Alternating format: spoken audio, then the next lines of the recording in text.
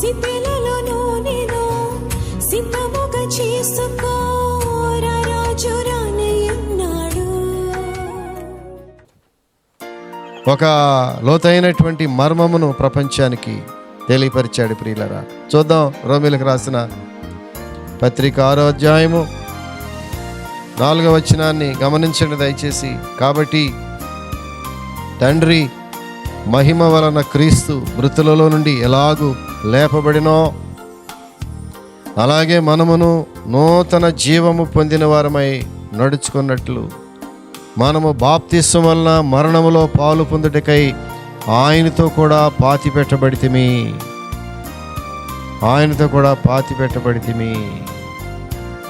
ప్రియులరా, క్రీస్తు ప్రభు ఎలాగైతే ఆ మృతి చెంది సమాధి చేయబడ్డాడో అలాగే మనమును నూతన జీవము పొందు నిమిత్తమై నూతన జీవాన్ని పొందటానికి వీలుగా క్రీస్తు ఏ విధముగా పాతి పెట్టబడి తిరిగి నూతన జీవములో మహిమ శరీరంతో లేచాడో మనము కూడా ప్రియులరా బాప్తిస్మం అనేటటువంటి ఆ నీటిలో మునగటం ద్వారా క్రీస్తు యేసుతో సహా మనము కూడా పాతి పెట్టబడి అనగా నీటిలో ముంచబడి ఆయన పునరుద్ధానుడిగా ఎలాగైతే ఆ సమాధిని జయించి తిరిగి లేచాడో నూతన శరీరంతో మహిమ శరీరంతో విజయోత్సవముతో అలాగే మనము కూడా ఆ ముంచబడినటువంటి నీటిలో నుంచి మరలా తిరిగి పైకి లేచినప్పుడు నూతనమైనటువంటి ఆలోచనలు, నూతన జీవితము, ఏమన్నాడు ఇక్కడ, నూతన జీవము పొందిన వారమై మనము బాప్తిస్మము లోనికి పాలు పొందుటకై ఆయన మరణములోనికి మనము పాలు పంపులు పొందాం ప్రియులారా. అందుకే రక్షణ అవసరము. రక్షించబడిన వారు బాప్తిస్మం తీసుకోవటం అవసరం ప్రియులారా. బాప్తిస్మం దేనికి గుర్తంటే క్రీస్తుతో మరణించి క్రీస్తుతో కూడా లేచినటువంటి దానికి సాదృశ్యంగా బాప్తిస్మాన్ని పౌలు గారు వర్ణిస్తున్నాడు. నీవు నీటిలో మునిగినప్పుడు క్రీస్తుతో కూడా మరణించి ఆయనతో సమాధి చేయబడ్డావు అనగా పాత జీవితం సమాధి చేయబడింది. నూతన జీవితం. ఎవడైనాను క్రీస్తునందు ఉన్న ఎడల వాడు నూతన సృష్టి. పాతవి గతించెను, సమస్తమును క్రొత్తవా ఆయను. క్రీస్తుతో ఉన్నవాడు నూతన సృష్టి. క్రీస్తులో ఉన్నవాని యొక్క నూతన ఆలోచనలు, క్రీస్తులో ఉన్నవాడు నూతన స్వభావము, క్రీస్తులో ఉన్నవాడు నూతనమైన కనుదృష్టి, నూతనమైన చూపులు. అది క్రీస్తు ద్వారా కలిగింది ప్రియులారా. మనం ఆయనతో సమాధి చేయబడి ఆయనతో కూడా తిరిగి లేచిన వారమై అదే బాప్తిస్ అనుభవాన్ని పౌలు గారు ప్రపంచానికి బోధిస్తున్నాడు ప్రియులారా. అందుకన్నాడు, మన ప్రాచీన స్వభావము ఆయనతో కూడా సిలువేయబడి ఎరుగుదుము. 6వ వచనము రోమా 6:6 మనకు కనిపిస్తుంది. మన ప్రాచీన 6వ వచనము ఏమనగా మనం ఇకను పాపమునకు దాసులము కాకుండాటకు పాప శరీరము నిరర్ధకమగునట్లు మన ప్రాచీన స్వభావము ఆయనతో కూడా సిలువ వేయబడినని ఎరుగుదుము. మన పాత జీవితము సిలువేయబడింది. మన పాత బ్రతుకు సిలువేయబడింది. మన పాత తలంపులు సిలువేయబడినాయి. ఇప్పుడు ఆయనతో కూడా నూతన జీవితము పొందిన, నూతన జీవం పొందిన వారమై క్రొత్త వారమైపోయాం ప్రియులారా. ఆయన సమాధి, ఖాళీ సమాధిని చూసినప్పుడు మనము కూడా తిరిగి లేవబడి క్రీస్తుతో కూడా తిరిగి లేపబడి నూతన జీవితాన్ని పొందాం కదా. ఎంతటి హోప్ మనకి ఇచ్చాడు దేవుడు, ఎలాంటి నిరీక్షణ మనకి ఇచ్చాడు దేవుడు. మరణమునకు మన మీద ఏలుబడి లేదిక. క్రీస్తు మరణములో నుంచి ఎప్పుడైతే పునరుద్ధరణ లేచాడో ఆ యొక్క మరణపు ఆ ముళ్ళు మనకి విరవబడింది. మన శరీరంలో మరణపు ముళ్ళు విరిచివేయబడింది. ఇక్కడ చూసినట్లయితే పాపము ఓడిపోయింది, మరణము గెలిచింది, నిరీక్షణ బ్రతికే ఉంది ప్రియులారా. బాప్తిస్మం ద్వారా నూతన జీవము, ఆయనతో కూడా తిరిగి మనం లేస్తాం అనేటటువంటి నూతన జీవము ఆ ఖాళీ సమాధిని చూసినప్పుడు మనం గ్రహించగలం ప్రియులారా. నేటికి యేసు యొక్క సమాధి ఖాళీగా ఉంది. ప్రపంచంలో ఏ సమాధి లేనట్టుగా యేసు యొక్క సమాధి ఖాళీగా ఉంది. కారణం ఏంటంటే ప్రియులారా, అందులో నుంచి యేసు ప్రభువారు పునరుద్ధాన శక్తితో లేచి ఆరోహణమై వెళ్ళిపోయాడు. సమాధి ఖాళీగా ఉంది. చాలాసార్లు ఒక పెద్ద ఆయన రాస్తాడు, సమాధి ఖాళీగా ఉంది కానీ ఆ ఖాళీ సమాధిని చోటకి వెళ్ళిన వారు హృదయాలు కూడా ఖాళీగా ఉన్నాయి అంటాడు. ఎంత విచారం! యేసు ప్రభువుని పెట్టినటువంటి ఆ సమాధి ఖాళీగా ఉంది, చూడడానికి వెళ్ళిన నీ హృదయం కూడా ఖాళీగా ఉంది. ఆ హృదయంలో క్రీస్తు లేడు. సమాధిలో క్రీస్తు లేనట్టుగానే నీ హృదయంలో కూడా క్రీస్తు లేకపోతే ఖాళీ సమాధిలాగా నీ హృదయం కూడా ఖాళీగా ఉంటే, ప్రియ సహోదరుడా సహోదరి, నా హృదయం ఖాళీగా ఉండేవదయా, నా హృదయంలో నీవు ఉండాలి. అక్కడ పునరుద్ధానుడుగా లేచావు, నా హృదయంలో నీవు మరలా తిరిగి నన్ను జన్మించు. నా హృదయంలోనికి నీవు హృదయంలోనికి ఆహ్వానిస్తున్నాను ప్రభువా. సమాధిలో ఖాళీ చేయబడిన ఈ దేహము మరలా నా హృదయంలోనికి రావాలి ప్రభువా. నా హృదయంలోకి ఆహ్వానిస్తున్నాను నిన్ను.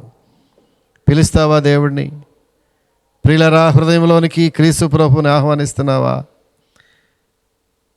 మన హృదయాలు ఖాళీగా ఉన్నాయేమో. కేవలము ఖాళీ సమాధిని చూడటానికి వెళ్ళటమే కాదు, నీవు ఎంతోమంది తండోపతండాలుగా విహారయాత్రలకు వెళ్ళినట్లుగా ఆ ఖాళీ సమాధి, క్రీస్తు యొక్క ఖాళీ సమాధిని చూడడానికి అనేక మంది వెళ్ళి వస్తూ ఉన్నారు. పెద్ద పెద్ద ప్యాకేజీలు చూసి వెళ్ళిపోతున్నారు. కానీ అంత మాత్రం చేత ప్రయోజనం లేదు. ఆ ఖాళీ సమాధిని చూస్తూ ఉన్న నీవు, నీ హృదయము ఖాళీగా లేకుండా, ప్రభువా ఈ హృదయము నీతో నా హృదయం నింపబడాలి, నీ సన్నిధి నా హృదయంలో ఉండాలి, నీ వెలుగు నా హృదయంతో నింపబడాలి, నా హృదయంలో నీ సన్నిధి ఉండాలి ప్రభువా. నీవు నా హృదయంలోకి రా ప్రభువా. Come in to my heart. ప్రభువా నా హృదయంలోనికి రండి మీరు. నా హృదయం ఖాళీగా ఉంటే ప్రమాదం. ఖాళీగా ఉన్న హృదయంలోకి దయ్యాలు వస్తాయి అన్నాడు. ఆ ఇల్లు నీట్గా ఊడ్చి చక్కగా అమర్చబడి ఉన్న ఇంటిలోనికి 7 దయ్యములు వచ్చి కూర్చొని అన్నాడు. తమ్ముడా, నీ హృదయం ఖాళీగా ఉందా? ఐడియల్గా ఉన్నావా నీవు? చాలామంది ఆడపిల్లల హృదయాలు ఈ దినాలు ఐడియల్గా కనబడుతున్నాయి. ఏమాత్రము కూడా హోప్ లేని కండిషన్లో, ఐడియల్గా అయోమయ పరిస్థితిలో, హృదయంలో ఏమి దాచుకుంటారో తెలియదు. ఖాళీ హృదయాలు. దేవుణ్ణి ఆహ్వానించు, ప్రభువా నీవు నా హృదయంలోకి రా. సమాధి ఖాళీ అయిపోయింది కానీ నా హృదయం కూడా ఖాళీగా ఉంది ప్రభువా, నీవు రా నా హృదయంలోనికి. ఒకసారి ప్రభువుని ఆహ్వానించినట్లయితే ఒక ఆయన ఒక ఊరిలో వాళ్ళ యొక్క కావలసిన ఆప్తులు మరణిస్తే తట్టుకోలేక ప్రతిరోజు ఆ శ్మశానంలోకి వెళ్ళి తన ఆప్తులైనటువంటి ఆ సమాధి మీద పడి ప్రతిరోజు ఏడుస్తున్నాడట. రోజు ఆ టైంకి సమాధిలోకి వెళ్ళటం, ఆ సమాధి మీద పడి దుఃఖించి ఆ కళ్ళన్నీ కూడా ఎర్రబడిపోయి కన్నీరంతా ఒలిగిపోయి ప్రతిరోజులాగా చేస్తున్నాడు. రోజు వెళ్ళటం, సమాధి మీద పడి ఏడవటం. ఇది గమనిస్తున్నాడు ఒక అతను.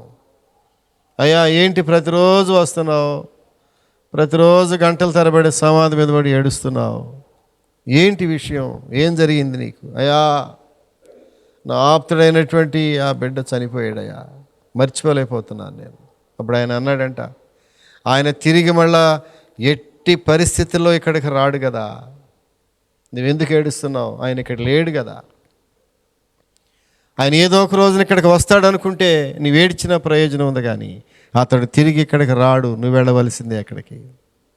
ఆ రోజున గ్రహించాడంట, ఎందుకు నేను ఇంత దుఃఖపడాలి, సమాధి మీద పడి బోర్లు పడిపోయి ఎందుకు ఇంత ఏడుస్తున్నాను నేను, వాడు ఇక్కడికి రాడు కదా, ఎప్పటికైనా వస్తే అనుకుంటే వచ్చే హోప్ కూడా లేదు కదా అని. ప్రియులరా, అతడు అప్పటి నుంచి అక్కడికి రాకుండా జాగ్రత్త పడి, ప్రియులరా ఆయన ఇక్కడ లేడు, ఆయన లేచి వెళ్ళిపోయాడు. సమాధిలో లేడు ఆయన, మృతుల్లో కొంతమంది యేసు ప్రభుని మృతుల్లో వెతుకుతున్నారు. సమాధిలో వెతకటం కాదు క్రీస్తు ప్రభుని, ఆయన సజీవుడు, ఆయన తిరిగి లేచి వెళ్ళిపోయాడు. మనకు ఒక నిరీక్షణ ఇచ్చాడు.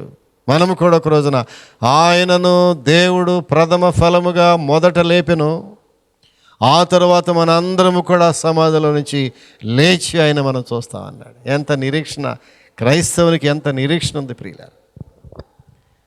లేఖనానుసారముగా దేవుని ఎరిగిన వారికి ఎంత గొప్ప నిరీక్షణ ఇచ్చాడు దేవుడు.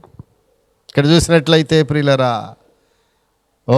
ఇక్కడ ఎంత యేసు ప్రభు యొక్క సమాధిని చూస్తూ ఉన్నప్పుడు ఎలాంటి పరిస్థితి.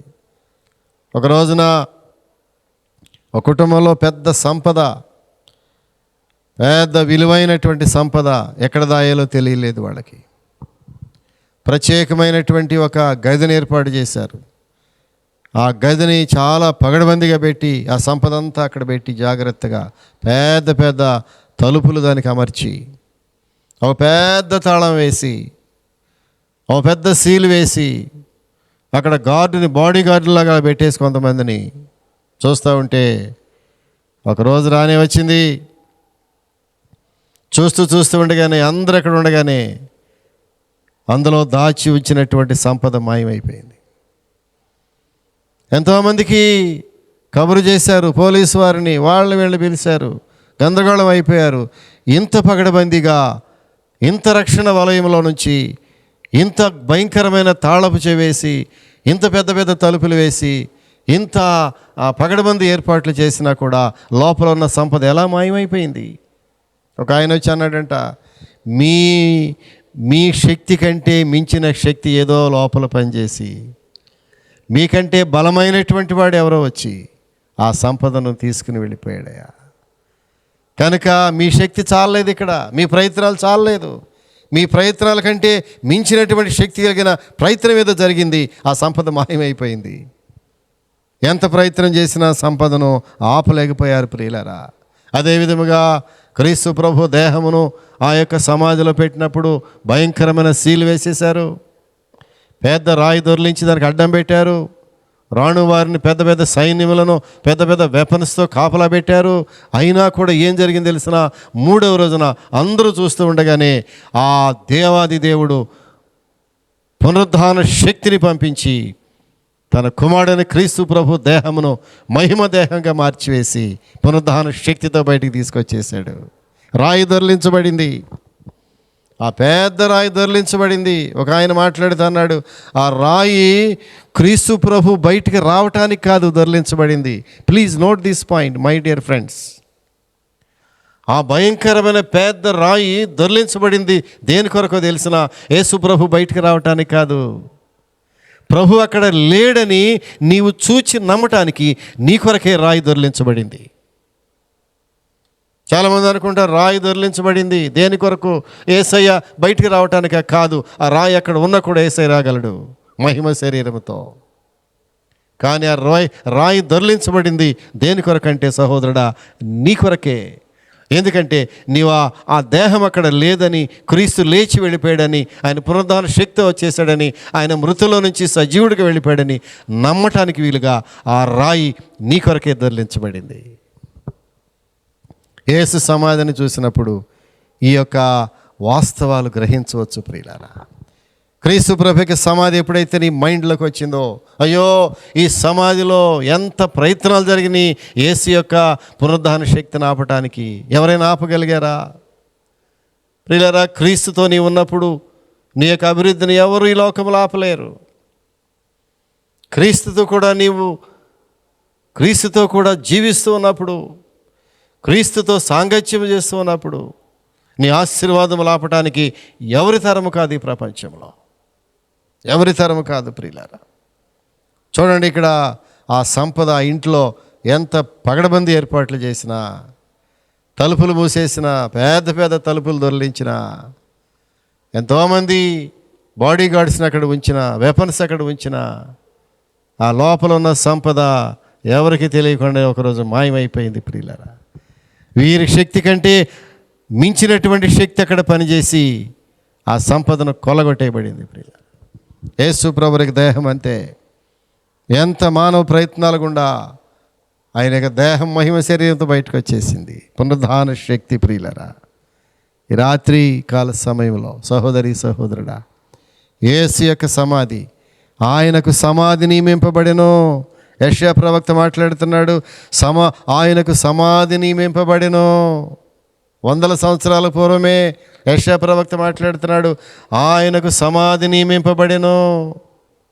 ఆయన సమాధికి నియమింపబడిందంటే ఆయన యొక్క మరణము వాస్తవమైంది. చాలామంది ఆయన మరణించలేదు అనుకుంటున్నారేమో. ఆయన మరణము వాస్తవమైంది. కారణం ఏంటంటే ఆయనకి సమాధి కూడా నియమించబడింది. ఆ సమాధి నేటికి ఖాళీ అయిపోయింది.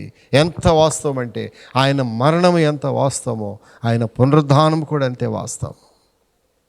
ఎందుకంటే నేటి ఖాళీ సమాధి దానికి సాదృశ్యంగా కనబడుతుంది. ప్రియులారా, వస్తావా ఈ రాత్రి ప్రభు సన్నిధిలోనికి? ప్రభువా, నీవు సమాధి చేయబడ్డావు, కానీ మూడో రోజున పునరుద్ధాన శక్తితో లేపబడ్డావు. నీవెలాగ లేచావో మేము కూడా అదే ప్రకారముగా బాప్తీసు అనుభవం ద్వారా, నీడతో ముంచటం ద్వారా ప్రభువా, నీ మరణములో పాలు పంపులు పొంది నీ పునరుద్ధానములో పాలు పంపులు పొందటానికి తిరిగి మరలా లేపావు మమ్మల్ని. పునరుద్ధాన శక్తిని మాలో పంపించావు. మా హృదయంలోకి నీవు రా ప్రభువా. సమాధి ఖాళీగా ఉంది, కానీ నా హృదయం ఖాళీగా ఉండనివ్వద్దు. నా హృదయము నీతో నింపబడాలి, నీ సన్నిధితో నింపబడాలి. నా హృదయము ఈ ఉదయకాల సమయంలో నీ శక్తి చేత నింపబడాలి. నీ పునరుద్ధాన శక్తిని నా మీదకి పంపించు ప్రభువా అని గనక ప్రార్థన చేయగలిగితే ప్రియులారా, నీ దుఃఖ దినములు సమాప్తములైపోతాయి. ఆ స్త్రీలు దుఃఖంతో వచ్చి సంతోషంతో తిరిగి వెళ్ళినట్లుగా క్రీస్తు యొక్క ఆ సమాధి చూస్తున్నప్పుడు, ఇదిగో ఈ సమాధి దగ్గర దుఃఖము సంతోషముగా మార్చబడినటువంటి ప్రదేశము. ప్రియులారా, మానవ శక్తిని పటాపంచలు చేస్తూ దేవుని యొక్క శక్తిని నిరూపించబడినటువంటి స్థలము సమాధి అంటే.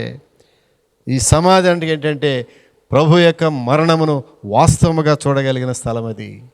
వాస్తవంగా ఆయన మరణించాడు. అందుకే పరలోకాన్ని విడిచి మన దగ్గరికి రావటానికి కారణం కూడా ఆయన మన కొరకు మరణించడానికే. ప్రియులారా, యేసు ప్రభు యొక్క సమాధి చూసినప్పుడు ఎన్ని విషయాలు మనకు బయలుపడతాయి ప్రియులారా, ఎన్ని విషయాలు బయలుపడతాయి. చూడండి, ఇక్కడ చూసినట్లయితే ప్రియులారా, ఈ యొక్క పాపమనే సమాధిలో ఎంతకాలం ఉంటావు నీవు? ఇంకా నేటికి నీ కొంతమంది పునరుద్ధాన శక్తి లేక ఆ పాపం అనేటటువంటి సమాధిలో సమాధి చేయబడి కూరుకుపోయి బయటికి రాలేని పరిస్థితిలో ఉక్కిరిబిక్కిరి అయిపోయి ఊపిరాడిన స్థితిలో చీకటిగల దొంగ ఊబిలో భక్తుడైనటువంటి దావీదు భక్తుడు ప్రార్థన చేస్తాడు. ప్రియులారా, ప్రభువా, చీకటిగల దొంగ ఊబిలో నుంచి నన్ను పైకి లేవనెత్తవా. నా జీవితం ఈ రోజున చీకటిగల దొంగ ఊబిలో కూరుకుపోయినట్టుగా ఊపిరాడిన పరిస్థితుల్లో, ఊపిరందని పరిస్థితుల్లో ప్రభువా, ఎప్పుడు ప్రాణం వెడలిపోద్దో, ఎప్పుడు లోకం విడిచిపెట్టి వెళ్ళవలసి వస్తుందో, ఎప్పుడు ఈ శ్వాస ఆగిపోద్దో తెలియని పరిస్థితిలో కూరుకుపోయాను ప్రభువా నేను. ఈ యొక్క పాపం అనే సమాధి ఎన్ని రకాల సమాధులు ప్రియులారా. ఇంకా సమాధులు ఉన్నావా నీవు? బయటకు రావా? పునరుద్ధాన శక్తితో బయటకు రమ్మని అంటున్నాడు. లాజరు బయటకు రా. 3 రోజులైంది ప్రభువా సమాధి చేయబడి. లాజరు, నా తమ్ముడు 3 రోజులు అయిపోయింది, ఇది 4వ రోజు అయ్యా. ప్రభు అంటున్నాడు, లాజరు కమ్ అవుట్ ప్లీజ్, బయటికి రా. ఎంతకాలము ఈ పాపం అనే సమాధిలో కూరుకుపోయి ఊపిరాడుకుంటావు సహోదరుడా? కొంతమందికి భయం అనే సమాధి, భయం చేత కూరుకుపోయి ఈ లోకంలో దేవుడు లేకపోతే భయమే నీ జీవితంలో. దేవుని సన్నిధి లేకపోతే క్షణక్షణము భయంతో బ్రతకటమే నీ జీవితంలో. భయం అనే సమాధిలో కూరుకుపోయావా? కొంతమంది మత్తు పదార్థములకు ఎడిక్ట్ అయిపోయి అది ఒక సమాధిలాగా అయిపోయింది వారి జీవితంలో. దయ్యం పట్టిన వాడు ఎక్కడ ఉన్నాడో తెలిసినా? సమాధులలో వాసము చేయుచుండువాడు అని రాయబడి ఉంది. ఆ యవనస్తుడు ప్రియులరా, నవ యవనములో ఉన్నటువంటి యవనస్తుడు ఎక్కడ వింటున్నాడో తెలిసిన? సమాధుల్లో జీవితాన్ని కొనసాగిస్తూ ఉన్నాడు. మత్తు పదార్థములకు, మత్తు మందులకు బానిసలు అయిపోయినటువంటి యవనస్తులు ఆ మత్తు అనేటటువంటి సమాధిలో కూరుకుపోతున్నారు. అందులోంచి బయటికి రాలేక ప్రభువైన యేసు ఆయన హస్తములో నీకు చాచుచున్నాడు, రమ్మంటున్నాడు. కమాన్ రండి, నేను పైకి లేపుతాను నిన్ను. ఆ మత్తులో నుంచి పైకి లేపే దేవుడు ఉన్నాడయ్యా. ఆ మత్తులో నుంచి ఎన్ని ప్రయత్నాలు చేసినా బయటికి రాలేకపోతున్నావా? మానవ ప్రయత్నాలు వ్యర్థమే. యేసు సమాధిలో నుంచి బయటకు వస్తాడేమోనని మానవ ప్రయత్నాలు ఎన్ని చేసినా ఆ ప్రయత్నాలు వ్యర్థం చేసి యేసు ప్రభు సమాధిలో నుంచి బయటకు వచ్చినట్లుగా నీ ప్రయత్నాలు వ్యర్థమైపోతున్నాయా? ప్రభువా, ఈ మొత్తం ముందుకు బానిసనైపోయి ప్రభు దానిలో నుంచి నేను రాలైపోతున్నానయా, త్రాగుడికి బానిస అయిపోయాను ప్రభువా, ఈ పొగ తాగడానికి బానిసనైపోయాను ప్రభువా, ఈ సెల్ ఫోన్కి బానిస అయిపోయాను ప్రభువా, అది మత్తులాగా ఎడిక్ట్ అయిపోతున్నాను ప్రభువా. నేను ఏ సమాధిలోనో నాకు తెలియదు. మత్తు అనేటటువంటి సమాధిలో, విచారం అనే సమాధిలో ప్రియులరా, ఆ లోపల సమాధి లోపల తాళం వేయబడి సీలు వేయబడ్డావేమో నాకు తెలియదు. ఆ సమాధి సీలు వేయబడింది, రాజముద్ర వేయబడింది, రాయి దొర్లించి అక్కడ అడ్డం పెట్టబడింది. పెద్ద పెద్ద అధికారులు, పోలీసు అధికారులు కాపలా కాస్తున్నారు. ఎటువంటి సీల్ వేసినా సరే పటాపంచలు చేసుకుని యేసయ్య అందులోంచి బయటకు వచ్చేసాడు. ప్రియులారా, సీల్ వేయబడింది నీ జీవితము. దేనికి ఎడిక్ట్ అయిపోతున్నావు? నీ జీవితము సమాధి లోపల సీలు వేయబడినట్లుగా ఆ యొక్క ముద్ర వేయబడిందేమో నాకు తెలియదు, సైతాను ముద్ర. అందులో నుంచి ఈ ఉదయకాల సమయంలో ప్రభు మాట్లాడుతున్నాడు, దాని కొరకై నా దగ్గర విడుదల ఉన్నది, నిన్ను విడిపిస్తాను నేను, సంపూర్ణ విడుదల. పాపం అనేటటువంటి ఆ సమాధిలో నుంచి నీకు సంపూర్ణమైన విడుదల ఈ రాత్రి. మత్తు బానిసలకు అలవాటు పడినటువంటి ఆ ఎడిక్షన్లో నుంచి సంపూర్ణ విడుదల ఈ రాత్రి. అవనస్తుడా, యేసులో విడుదల ఉన్నది, యేసులో సంపూర్ణ విమోచన ఉన్నది, యేసులో సంపూర్ణమైన నిరీక్షణ ఉన్నది. ఆయన పునరుద్ధాన శక్తితో బయటకు వచ్చినట్టుగా ప్రియులరా, ఎంతమంది వారి జీవితాలను ఈ లోక సంబంధమైనటువంటి ఆశలతో సీలు వేసేసి, ముద్ర వేసేసి, ఇక బయటికి రాలేనంతగా, బయట ప్రపంచము చూడలేనంతగా కొంతమంది వారి జీవితములు సమాధిలో బంధించబడినట్లుగా బంధించబడిపోయినాయా సహోదరుడా, సహోదరి. ప్రభు రాత్రి నీతో మాట్లాడు, ప్రేమ కలిగిన దేవుడు. చూడండి, ఆయన సమాధి ఖాళీ అయిపోయింది. ఆయన సమాధి చాలా క్లీన్గా ఉంది. ఆయన ఇక్కడ లేడు, ప్రేత వస్త్రములో తీసి పడేశారంతే. నేడు వెళ్ళి చూడు, యేసయ్య సమాధి ఖాళీగా ఉంది, ఆయన పునరుద్ధానుడిగా లేచి వెళ్ళిపోయాడు. ప్రియ సహోదరి, సహోదరుడా, దేని చేత నీవు సీలివేయబడ్డావు? ఏ రకమైనటువంటి సమాధి అనేటటువంటి ఈ ఎడిక్షన్లోకి వెళ్ళిపోతున్నావు? పునరుద్ధాన శక్తి నిన్ను లేపుద్ది. ప్రియుల, యేసు ప్రభుని లేపినటువంటి పునరుద్ధాన శక్తి నిన్ను కూడా ఆ సమాధిలోంచి లేపగలది. రాత్రి నిరుత్సాహపడవద్దు, నిరాశవద్దు. మన యేసయ్య మనకు సమీపంగా ఉన్నాడు. ప్రియులరా, ఆయన నిన్ను పిలుస్తున్నాడు, ఆయన పిలుస్తున్నాడు. ఎటువంటి సమాధి లాంటి భయంకరమైన కట్టబడిన సీలు వేయబడిన జీవితాలను ప్రభు కట్లను విప్పగలడు. ప్రియులారా, ప్రేత వస్త్రం విప్పదీసి మహిమ శరీరముతో ఆయన ఆరోహణం ఎట్లా వెళ్ళిపోయాడో, దేవుడు నీ మహిమ శరీరం లాంటి నూతన జీవితాన్ని ఇవ్వగలడు. దేవుడు నూతన జీవితము. పౌలు గారు అంటున్నాడు, నూతన జీవం పొందడానికి కొరకై మనము ప్రాచీన స్వభావమును ఆయనతో కూడా సిలువేయబడి ఆయనతో కూడా సమాధి చేయబడ్డాం. ప్రియ సహోదరి, సహోదరుడా, ఈ వాక్యం వింటున్న నీవు యేసు ప్రభు వారికి సమాధిని ఒకసారి జ్ఞాపకం చేసుకో. ఆయన ఇక్కడ లేడు, ఆయన లేచి ఉన్నాడు.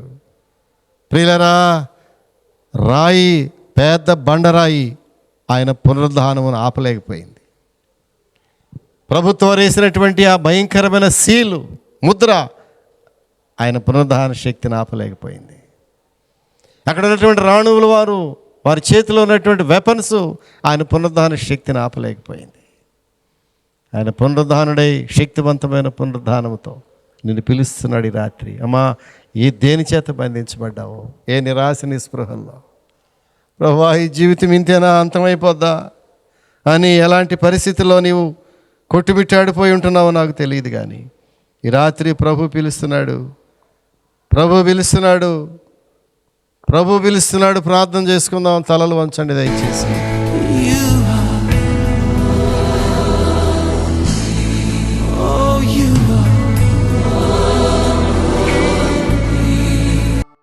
వాక్యం విన్నా నీవు యవనస్తుడా, యవన ఆడపిల్లలు, పెద్దలారా, అక్క చెల్లెళ్ళారా, ఒక మాట ప్రభువు చెబుదాం. ప్రభువా, ఎలాంటి భయంకరమైన సమాధి లాంటి చీకటిలో కొట్టుమిట్టాడుతున్న నా జీవితము, జిగట దొంగ ఊబి లాంటి ప్రభువా ఈ పాపం అనే సమాధిలో కూరుకుపోయి వెలుగు చూడలేక జీవితము చీకటిమయమైపోయింది. ప్రభువా, మత్తు పానీయములకు బానిసలైపోయి, మత్తు పదార్థములకు ఎడిక్ట్ అయిపోయి ప్రభువా మా జీవితములను బయట ప్రపంచానికి తెలియనీయకుండానే చీకటిలో బ్రతుకుతున్నాం. ప్రభువా, ఒకసారి మీరు ఎట్లాగైతే ఆ సమాధిలో నుంచి పునరుద్ధాన శక్తితో బయటకు వచ్చారో, ఏ శక్తి మిమ్మల్ని బయటికి తీసుకొచ్చిందో ఆ పునరుద్ధాన శక్తి మా మీద కూడా పంపించాయా. ఈ రాత్రి మేము ఎడిక్ట్ అయిపోయి, పాపమునకు బానిస అయిపోయి, పాపం అనే సమాధిలో చీకటి గుండంలో కూరుకుపోయినటువంటి మా జీవితాలను బయటికి లాగు. ప్రభువా, ఈ బిడ్డలు ఎంతోమంది ప్రార్థన చేస్తున్నారు. దయచేసి వారి ప్రార్థన ఆలకించు స్వామి, వారి ప్రార్థన ఆలకించయ్యా. నీ పునరుద్ధాన శక్తిని వారి మీదకి ఇప్పుడే పంపించు. ఇప్పుడే వారి కట్లను విప్పదీ ప్రభువా. బంధకములో నుంచి బయటికి లాగండి వారిని ప్రభు. ప్రశాంతమైనటువంటి జీవితాన్ని వారికి దయచేయండి. శాంతికరమైన జీవితాలను వారికి ప్రసాదించండి. వారి ప్రార్థనలకు జవాబు దయచేయండి. యేసు సమాధి ఖాళీగా ఉన్నట్టుగానే నా హృదయం ఖాళీగా ఉండదు ప్రభువా. నా హృదయంలోనికి నీవు రావాలి. ఆ ఖాళీ చేయబడిన ఆ సమాధిలో ఖాళీ చేయబడిన నీవు నా హృదయంతో నీతో నింపు నా హృదయాన్ని ప్రభువా. ఆ యొక్క రాయి దొర్లించబడింది నీవు బయటకు రావటానికి కాదు, కానీ నేను లోపలికి వెళ్ళి నీవు లేచి వచ్చావని నేను గ్రహించడానికి ఆ రాయి నా కొరకు దొర్లించావు. ఈ సత్యాన్ని ప్రభువా ఈ బిడ్డలు గ్రహించడానికి రాత్రి సహాయం దయచేయండి. వారి ప్రార్థనలకు జవాబిచ్చి కృప చూపించండి. వారి ప్రతి అవసరాన్ని మీరు తీర్చి సహాయం దయచేయమని, ఈ వాక్యమునకు వారి హృదయముల ముద్ర వేయమని యేసు నామమున అడుగుచున్నాము తండ్రి. ఆమేన్, ఆమేన్, ఆమేన్. ప్రియులారా, మంచి వర్తమానాలు మీరు వింటున్నారు. మెర్సీ ప్రార్థన మందిరం నుండి వెలువడేటటువంటి ఈ విలువైన వర్తమానాలను మీరు విని ఆత్మీయంగా మేలు పొందుతున్నారని విశ్వసిస్తున్నాను. అనేకులు ఈ వర్తమానాలు విని ఫోన్ ద్వారా మాకు తెలియపరుస్తున్నారు. వారి ప్రార్థన అవసరతలు మాకు తెలియపరుస్తున్నారు.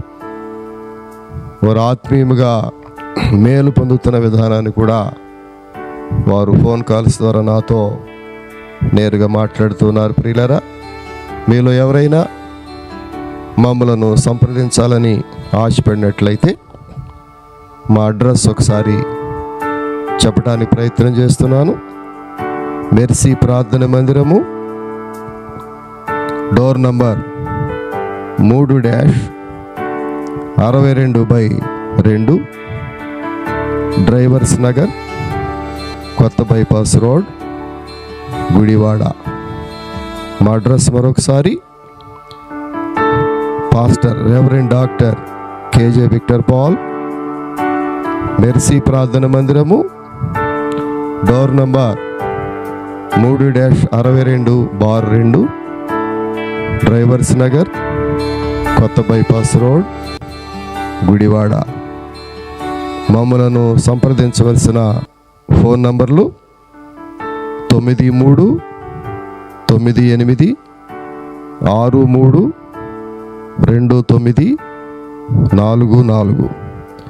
9398632944 మరియు 9398929262. దయచేసి మీ ప్రార్థన అవసరతలు మాకు తెలియచేయండి. మేము మీ కొరకు ప్రార్థన చేస్తాం.